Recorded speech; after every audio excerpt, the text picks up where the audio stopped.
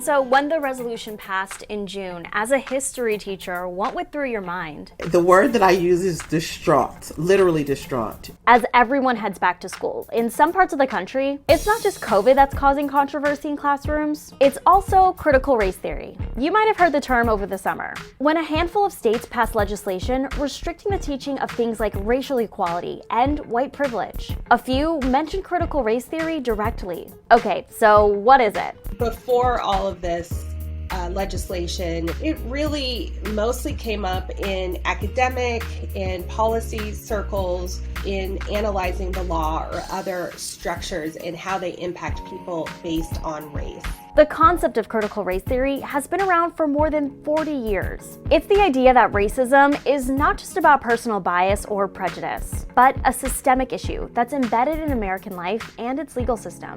So you might learn about something like redlining in US history, when back in the 1930s, the government drew lines around areas it deemed poor financial risks, making it a lot harder for people who live there to get mortgages from the bank.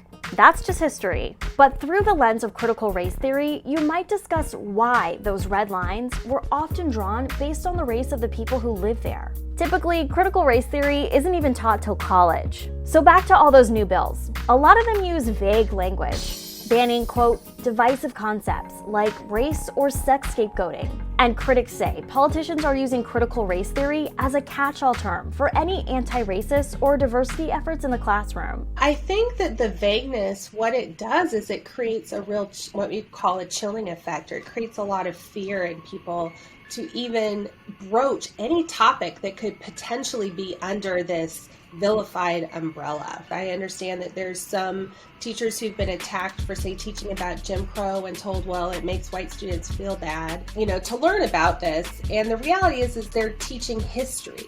I went through a range of emotions: shock, awe, fear, concern, dread. The question that I asked myself immediately following was, what am I going to do now?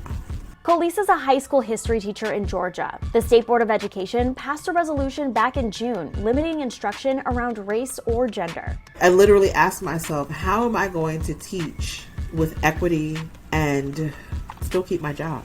Are you worried that this resolution could impact your lesson plans? To answer your question, yes. Social studies allows us a lens with which to look at the world, to evaluate events that have happened, to talk about how these events impact our lives. And I need to be able to continue to do that. So if you're in school right now, what does this mean for you? I think students should be prepared that if they want to learn more about race and how it functions and gender inequality, they're going to need to ask for it. We've got all the news you need every day. Swipe up to subscribe.